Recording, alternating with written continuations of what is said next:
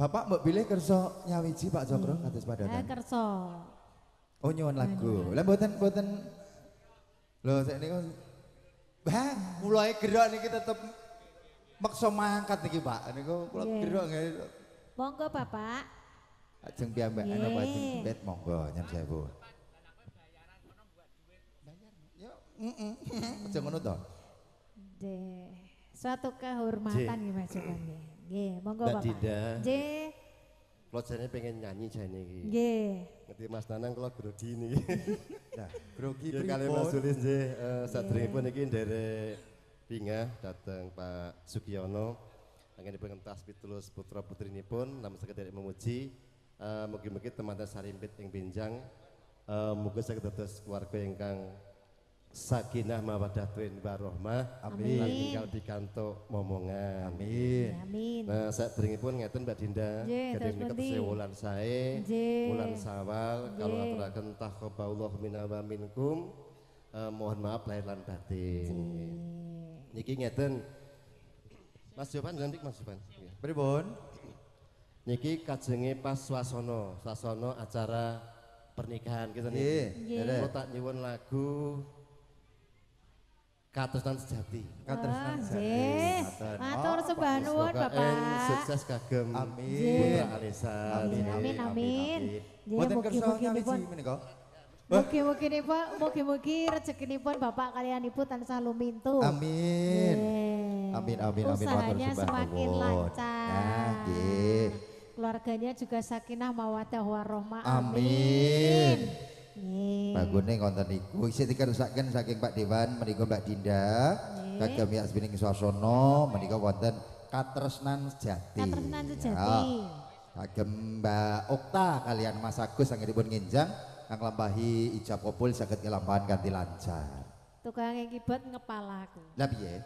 Jare pokoknya iso lagu Katresnan Sejati lho. Tresnaku ro kowe ki asline sejati lho. Ning kowe sing glebak ora. Elah. Loh. Pak, lah niki lho Pak muring-muring. Aja tok ubral-ubral ning kene aku isin jarene.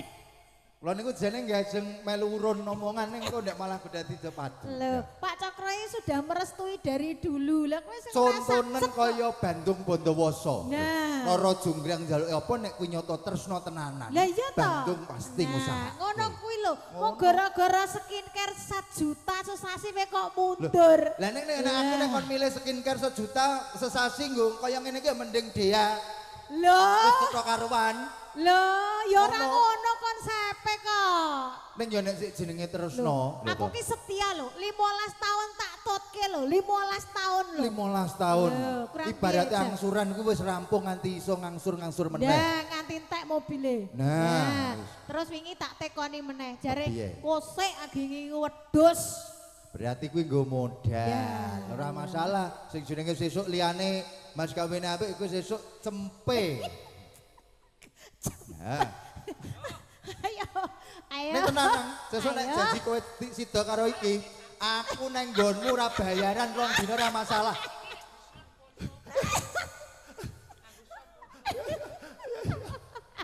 Ya ampun. Ngono kok nangis lho. Ora yo kan. Ora gemati piye to aku jane iki ya.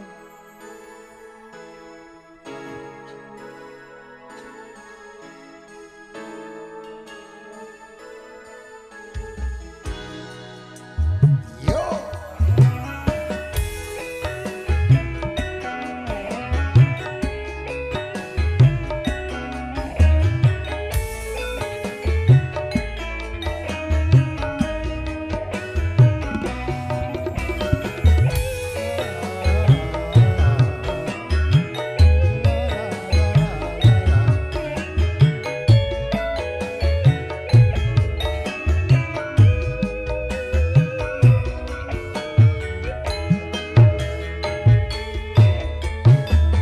Janji tresno disekseni lintang-lintang ing tengahing wengi ati kang nandang asmara Gusti kula paringa usada rembulan ing wayah bengi nambahi kakasing ati iki papujan atine ngendi doang manis kang tak anti-anti. Wasik Putra Alisa.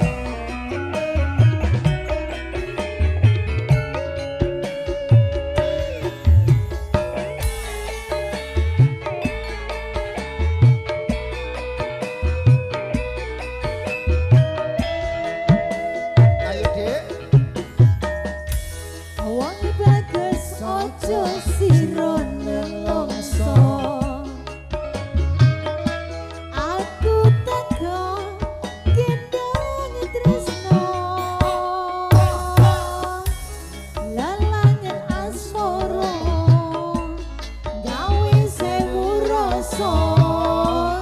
Nambani atiku jiwa. Engkang mas tentremna atimu aku sadya ngenteni sliramu kangen ku bisa ketemu tresno suci mangki ora Yo. Putra Alisa. Putri Pratama Audio. Kumbakarna Multimedia.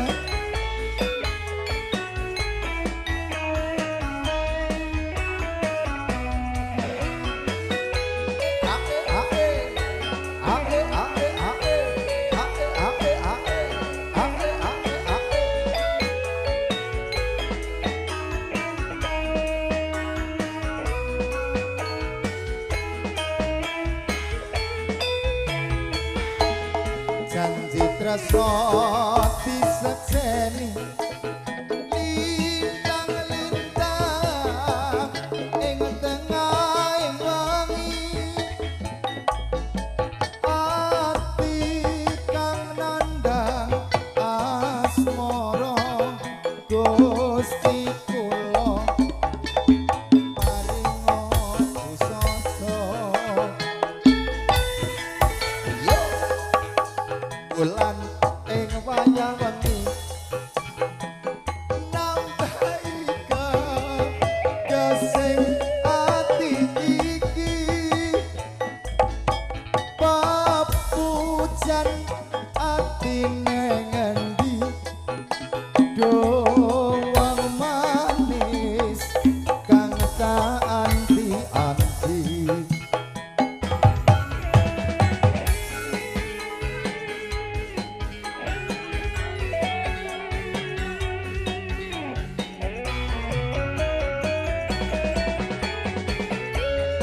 Sambil jalan-jalan enggak apa-apa Mbak Dinda.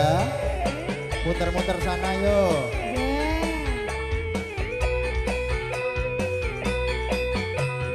Yo. Wong bagus ojo sira nelongso. Aku tega gendong tresno. Lalangan asmara gawe sewu